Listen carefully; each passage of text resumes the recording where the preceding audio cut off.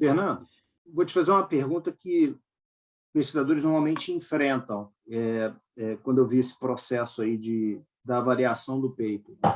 Como que você enxerga, como pesquisador, essa heterogeneidade nas respostas entre avaliadores? Eu suponho isso é normal. Agora, às vezes, assim, intra-avaliadores, por exemplo, um avaliador no round 2 fala, olha, está quase tudo resolvido para mim, você só precisa fazer isso, isso, isso. E aí, quando volta o projeto num terceiro round, aí ele anda uma casa para trás, né? E deixa o autor um pouco inseguro sobre o resultado do projeto. A gente está falando aqui do round 2 para o round 3, então saiu de um minor, né, para um major. E aí eu queria que você desse a sua opinião sobre essa questão, até tentasse compartilhar a sua experiência, porque você tem Sim, várias publicações, eu acho que seria interessante. sim. Eu vejo assim, né, Marcos? Eu estava pensando, né? Quando tu me perguntou, veio assim na minha cabeça, né? Ah, eles são humanos, né? Então, assim, dentro da pessoa humana está a sua subjetividade. Depois eu me coloquei no papel de revisor, né? E eu reviso assim, né? Basicamente um paper por semana. O pessoal me procura bastante. E eu costumo aceitar, assim, porque é experiência também, né? Então, o que que eu vejo? Eu, quando pensei enquanto revisor, ontem mesmo eu estava revisando um paper que estava em round, eu li de novo o paper e daí vieram outras coisas. Claro, para o autor isso é angustiante, né? Para o autor isso é angustiante, mas o que eu sinto, né, na maioria dos casos, que o paper que é submetido ele sai completamente diferente, né, no publicado e, ao menos dentro da minha experiência, 99% das vezes o paper é melhor, né? E outra coisa, né, que eu também vejo, quando a gente entra num processo de revisão, tu acaba, em dado momento, que tu está escrevendo o paper que o revisor quer, né, e tu tem que ir nessa linha, né? Quando por um acaso dá divergência entre revisores, né, o que que normalmente eu aplico? Eu aplico o que eu acho mais coerente dentro da perspectiva da pesquisa que eu estou fazendo, né? E daí eu atendo um desses revisores, porque tu tem que fazer um trade-off, né? Se é algo que vai te demandar um trade-off, né? E para aquele que eu não atingi, né, eu respondo ele, né, reportando o outro revisor. Ó, eu respondi dessa forma porque o outro revisor pediu para eu ir nessa direção, né? Mas eu vejo assim, né, que dentro desse processo de revisão, o importante, salvo exceções, é tu não deixar os revisores sem respostas e tu mostrar a boa vontade da tua parte. Então, mesmo dentro aqui dessa experiência que eu tive no JAMS, né? E aqui entram as questões específicas da meta-análise. Tinha um dos revisores que ele falou assim, olha, tu tá publicando ou tu tá buscando uma publicação num top journal, né? A tua meta-análise ela compreende tudo que é tipo de publicação de engajamento em mídia social, em top journal e não top journal, inclusive congresso, né? Então, eu gostaria que você fizesse uma meta-análise só com um recorte de publicações em top journals, né? Daí o que que eu respondi a esse revisor? Eu disse o seguinte, eu concordo, né, com o senhor, mas dentro da perspectiva da meta-análise tem duas escolas. Tem uma escola que pega todas as publicações, inclusive porque há críticas, né, dentro da academia que os top journals privilegiam os estudos significativos, né, as hipóteses que se confirmam, né? Então tem uma linha de pesquisa que incorpora todos os estudos e tem uma outra linha de pesquisa, que é o que o senhor está me recomendando, de pegar só as publicações de top journals, né? Então, para tentar solucionar isso, o que eu fiz? Eu eu falei para ele, né? Eu vou deixar todos e eu vou fazer um teste de moderação aqui para ver se tem diferenças de efeitos entre publicações em top journals e não top journals. E não teve, né, diferença de efeito. Mas ainda assim eu respondi para ele, olha, mas se o senhor quiser, no próximo round, eu posso tirar esses que não são de top journals. E aí eu rodo a análise de novo. E aí ele aceitou o argumento. Ele aceitou o argumento, né? Então, dentro daquela linha também que eu dizia assim, olha, poxa, na maioria das vezes o journal ele sai melhor do que entrou. E eu diria também o pesquisador ele sai melhor do que entrou, né? Uma coisa que esses revisores eles fizeram eu aprender que eu não sabia até antes, eu tive que me movimentar, né, para estudar, para aprender, é essa lógica de modelagem de equações estruturais de meta-análise. Então, assim, foi algo que eu tive que aprender, né? Eu fui atrás, né? Conversei com algumas pessoas, né? E eu me propus a aprender lá no R, né? E é uma, digamos assim, é uma habilidade, uma ferramenta que hoje eu estou usando aí nas minhas meta-análises, né? Porque assim, na nossa área de marketing, que eu, assim, sem falsa modéstia nossa, assim, mas que dentro da área da administração é uma das áreas mais desenvolvidas, assim, em termos de método, em termos de estatística também, salvo raríssimas exceções, as meta-análises que são publicadas, elas demandam essa modelagem de equações estruturais, né? Então foi algo que eu aprendi nesse processo. Se você puder colocar, Fernando, não sei se você terminou isso, eu sugeria comentar um pouco sobre, né, então, que jeito que ficou o modelo final para enfim, se quiser comentar um pouco. Claro. Posso só fazer uma pergunta em cima disso, porque eu acho que vai te auxiliar a explicar. Essas relações, porque você propôs algumas relações que são moderadas e outras que são mediadas, essas relações com o engajamento do consumidor, seja elas mediadas e moderadas, todas elas foram originalmente propostas e consolidadas no paper de vocês, ou vocês aproveitaram algumas dessas relações na revisão de literatura que vocês fizeram? Isso. O modelo, Marcos, assim, ele surgiu, claro, uma parte desse modelo, eu diria aqui, né, os antecedentes, especialmente, ele surgiu muito em função daquela publicação teórica que tinha sido publicada um ano antes no JAMPS, né? Só que, claro, para a gente poder sacramentar essas relações, tu tem alguns pressupostos dentro da meta-análise, né? Porque assim, ó, para você rodar uma modelagem de equações estruturais dentro da meta-análise, tu tem que ter correlações de todas essas relações dentro daqueles artigos que eu baixei, tendo como perspectiva principal aqui o engajamento do consumidor. Então, assim, para nossa sorte também, a gente tinha dentro da nossa base de dados, né, informações suficientes para propor esse modelo. Então, o nosso argumento lá de venda, né, um dos argumentos de venda do nosso trabalho foi que a gente testou quantitativamente aquele modelo teórico que vinha mais ou menos até aqui e também consequentes que não tinham sido propostos, né? Mas especialmente aqui os moderadores, claro, tu sempre tem que ter, né, uma lente teórica, né, mas muito disso ele vai surgindo, especialmente na meta-análise, a partir do momento que tu vai codificando os trabalhos, né? Então tu começa a identificar aqui, poxa, ó, esse trabalho ele está aplicado nesse tipo de produto, né? Aqui tem tipos de produtos que são diferentes.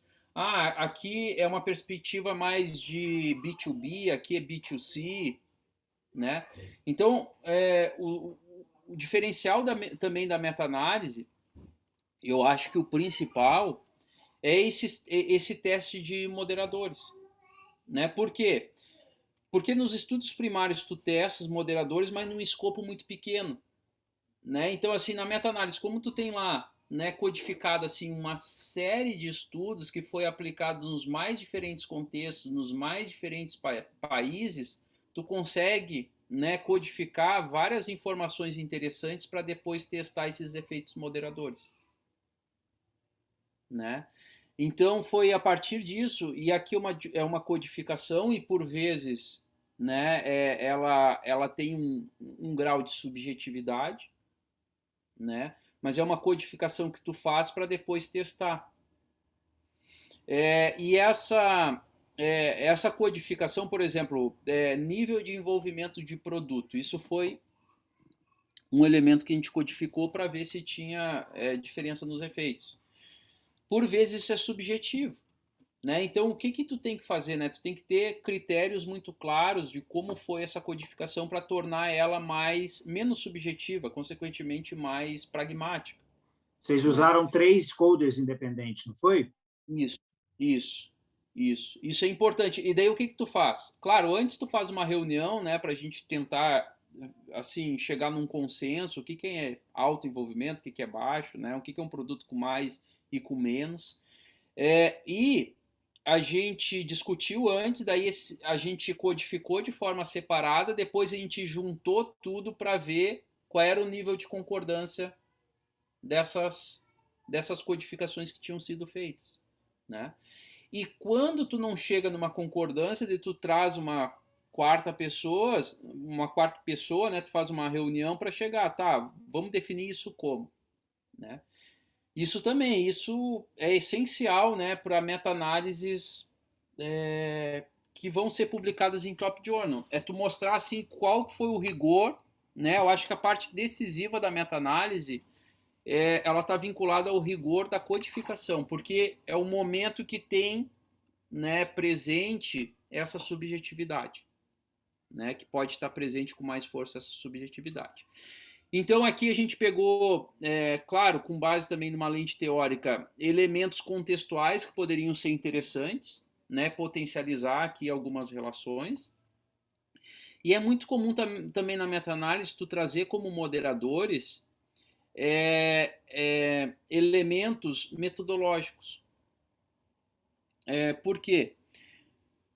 Porque assim, ó, quando você faz uma análise de meta-análise, tu tem lá os efeitos principais, mas tu vê o nível de heterogeneidade das relações.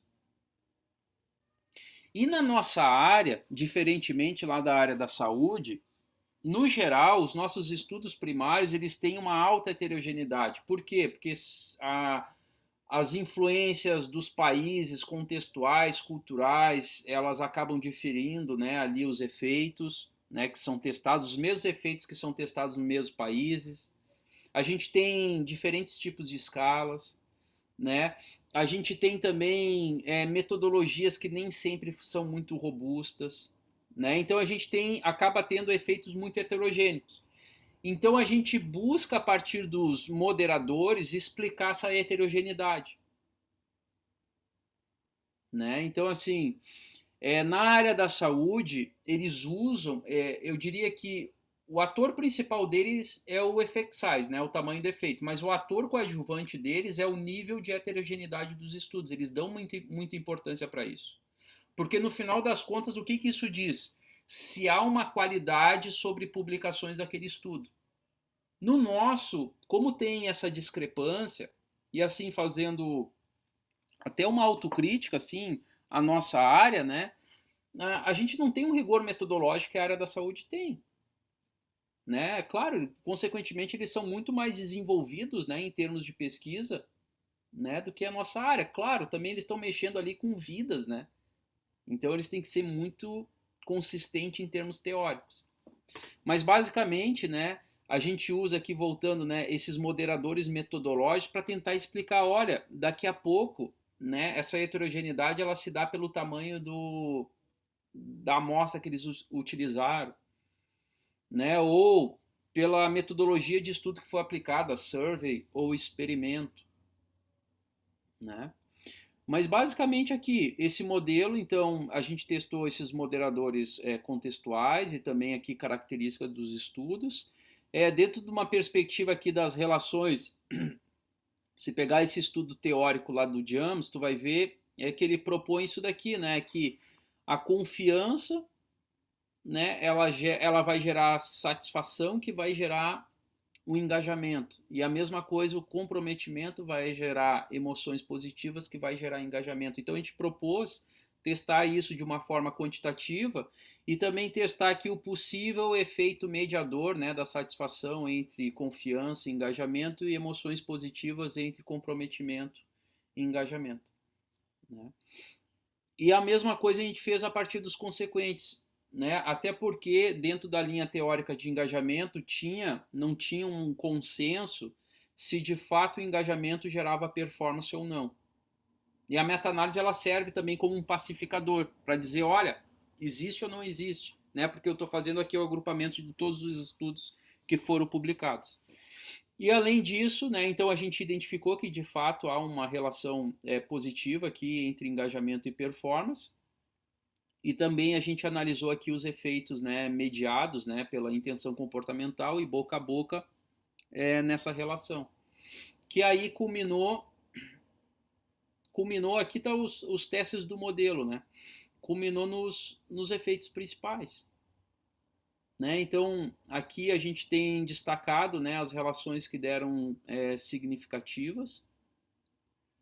Né? Por exemplo, a gente não achou aqui uma relação significativa entre comprometimento, entre confiança e emoção positiva, e comprometimento e emoção positiva. Aqui, né, em termos dos consequentes, né, a gente achou relações significativas. Foi interessante, né, que dentro desse escopo que a gente analisou, o boca a boca ele não apresentou uma relação significativa com performance.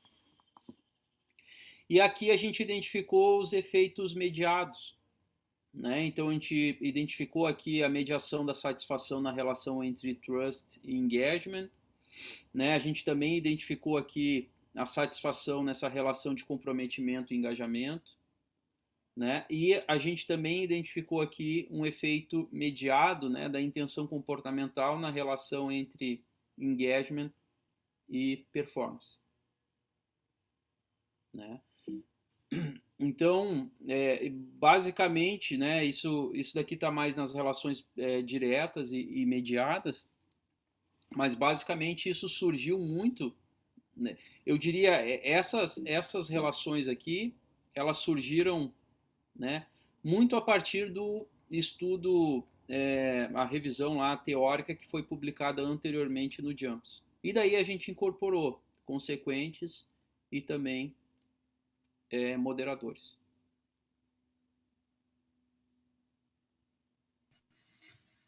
Parabéns por ter desenvolvido esse trabalho. Eu queria te perguntar sobre implicações do trabalho, né? Quando se faz uma meta-análise, né, você chega a conclusões, né? Então, que dicas que você poderia dar para aqueles que quiserem desenvolver, né, novas pesquisas a respeito de engajamento do consumidor? Que caminho que eles poderiam seguir, tendo em vista as implicações desse trabalho? Eu acho assim, ó, Rafael, uma das coisas que eu acredito que possa ser trabalhado e evoluído, assim, essa compreensão, né, do engajamento do consumidor. Um aspecto é que a gente fez a análise sobre esse escopo, né, social media, né, então, e até interessante isso, né, quando você tem uma publicação assim de alto impacto, as pessoas começam a fazer contato contigo, né, e uma das pessoas assim que fez contato comigo recentemente é uma autora que se chama Linda Holbrook, né? Que ela é uma autora de uma das escalas mais seminais dessa área, né? Então a gente está conversando para de repente fazer uma meta-análise de engajamento, mas em outros contextos, para ver se, por exemplo, esses efeitos eles se confirmam ou não se confirmam. Nos chamou muito a atenção, né, essa relação aqui de boca a boca não ser, né, significativa com performance, né?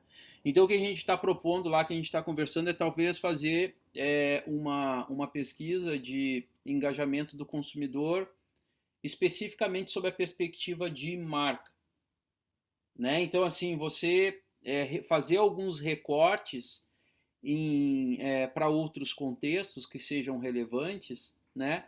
E daqui a pouco testar esse modelo para ver se as coisas se confirmam ou não, ou propor, né, outras relações que não foram testadas aqui, que vai fazer sentido para outro contexto, né?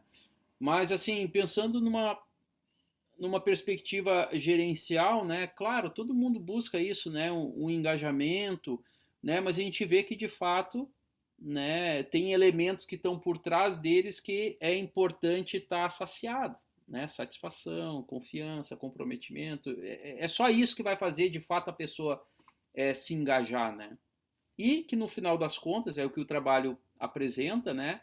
Ele vai trazer impactos positivos, né? Eu acho que aqui talvez esteja um dos ganhos do trabalho, como eu disse antes, é que não tinha uma clareza sobre isso, né? Se engajamento ele ocasionava performance, né? Por quê? Porque tinham estudos que davam efeito fortes, tinham estudos que davam efeito moderado, estudos que não davam efeito significativo e estudos que deu até efeito fraco negativo. Então, assim, a meta-análise tem essa força, né, de chegar num resultado que é definitivo e generalizado, né, para esse escopo que foi analisado, né? Fernando, Diga aí. se você, como pesquisador aí, e se você pudesse dar alguma dica para estudantes de mestrado, doutorado na área de administração, na área de marketing, e almejam se incluir em projetos como esse, porque eu imagino que esse seja um destaque importante. Quando eu era estudante de doutorado, inclusive meu orientador está aqui, né? Rafael, a Ah, gente é? fica maluco para produzir, né? Assim, quer participar, quer fazer parte, e existe uma curva de aprendizagem, existe uma trajetória, mas se houver alguma dica para esses estudantes conseguirem se incluir, né, em projetos como esse, o que você Eu, falaria para esse estudante? eu acho que tem assim bastante coisa, né? Eu também fico pensando assim da época que eu era estudante, né, de mestrado, doutorado. Eu de fato assim, eu me envolvi mais com pesquisa a partir do doutorado, né? Que de fato eu entrei assim no mundo de pesquisa. Eu diria o seguinte, né? Claro, aqui é com base na minha experiência, né? Não quer dizer que só exista essa e não quer dizer que é 100% certo. Mas eu pensaria o seguinte, assim, primeiro, né? Tenta fazer o feijão com arroz, né?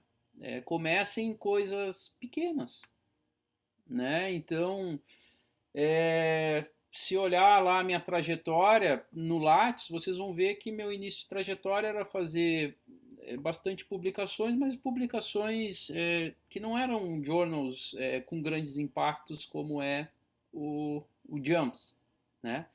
Mas isso não desmerece nem as minhas publicações e nem esses periódicos. Esses periódicos eles servem dentro desse processo de aprendizado, né? Como eu disse aqui para vocês, poxa, ó, nessa linha, nessa trajetória aqui, né, desse processo de revisão, o trabalho saiu muito melhor e eu também saí muito melhor. E isso também vale para as revistas que a gente tem, né, de menor impacto, né? Então, assim, eu diria, começa fazendo o básico, o velho e bom feijão com arroz, né? Eu acho que o importante é tu tá fazendo coisas, né? Nem sempre é fácil tu encontrar bons parceiros, né? Como a gente disse lá no início, tem um parceiro que não faz a coisa evoluir, tem um parceiro que não pega junto. Mas enfim, para tu chegar nessa conclusão, tu tem que fazer parceria também, né? Eu acho que é importante fazer parceria. Eu normalmente, né, sempre estou fazendo publicações em parcerias, né? E isso vai crescendo, né, com o tempo, né, eu diria assim, no primeiro momento, faz parceria com teus próprios colegas, né, de mestrado, de doutorado, né, porque o convívio, ele também ajuda, né, essa parceria tá mais quente, digamos assim, tá mais ligado. Eu tive sorte de ter muitos bons parceiros, muitos bons professores, né, eu me transformei, assim, quem me conhece, o aluno de mestrado, depois o aluno de doutorado, hoje, né? Só quem tiver curiosidade um dia, falem lá com duas pessoas assim que foram de extrema importância na minha vida acadêmica, que é o Sampaio e que é o Perim, né? Então esses caras aí me transformaram. Depois eu tive colegas assim que também me transformaram, né? O próprio Walter me ajudou muito e me ajuda até hoje. O Wagner, né? Que é ali meu colega da Unicinos, é um parceiro assim que também tem uma representatividade muito forte assim nesse processo de amadurecimento da pesquisa, né? Então façam parcerias e eu diria também sejam, eu acho que acima de tudo, claro, cada um tem o seu jeito, mas eu acho que um diferencial muito importante é ser disciplinado,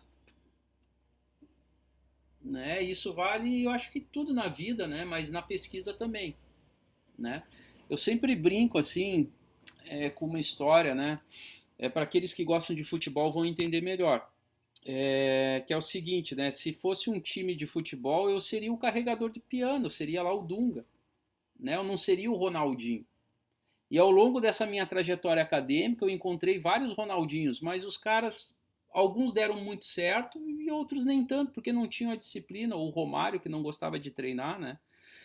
Mas ia lá no jogo e resolve, mas às vezes a parceria é isso, tu tem um parceiro que ele é genial e tu tem o outro que é carregador de piano, e daí é uma complementaridade. Eu acho que só o disciplinado talvez não vai conseguir coisas, né, diferenciadas, né? Tu tem que ter também esse cara que vai dar ali o toque final. E eu tenho, digamos assim, a sorte, né, de ter esses parceiros ao meu redor também, parceiros diferentes de ti, né? Mas eu acho que isso também. Então, se fosse assim resumir, né, eu diria comece, né, e talvez comece assim fazendo o básico, né, se experimentando, submetendo coisas, né, nos congressos aí da AMPAD, né, nas revistas de menor impacto, façam parcerias, né, e aí tu vai identificar quem são os melhores parceiros, quem não são tão bons, né? E no meu caso, né, seja disciplinado, mas também encontre pessoas que venham te complementar. Eu acho que é um pouco disso tudo. Ótimo. Agradecemos, Fernando, pelos seus ensinamentos a respeito da sua pesquisa e de toda a trajetória para esse artigo. E não só nesse artigo, né, que a gente não ficou só centrado nele, mas principalmente nele. Então, desejo sucesso para você. E é isso. Não sei se o Marcos quer comentar algo. Eu acho que o bacana é que a gente está num momento da Academia Brasileira de Marketing em que já temos várias inserções importantes de pesquisadores. Tudo é evolutivo, né? Eu imagino que há 20 anos isso também existia, 10 anos existia, mas a quantidade de pesquisadores que conseguiam essa inserção era menor, né? Era menor justamente por uma própria evolução da área acadêmica. Então, temos aí a publicação do Fernando no GEMS. Ano passado, nós tivemos uma publicação de brasileiros no Journal of Marketing Research, e eu imagino que, como processo evolutivo, daqui a algum tempo, os estudantes de mestrado, doutorado, os aspirantes aí a pesquisador, vão poder ver esse vídeo e vão se inspirar, as experiências passadas aqui vão contribuir de alguma forma para o desenvolvimento das pesquisas. Então, agradeço, Fernando, parabenizo aí mais uma vez pelo resultado, Primeira vez que a gente conversa diretamente assim, mas eu acompanho seu trabalho há um tempo. A sua meta-análise, se eu não me engano, foi no Journal of Promotion Management. Eu já tinha lido, né? Já conhecia. Então, um prazer enorme e obrigado mais uma vez por se colocar à disposição aí da divisão para compartilhar as suas experiências como pesquisador. Não, eu que agradeço aí a oportunidade, né? E espero assim ter contribuído, né?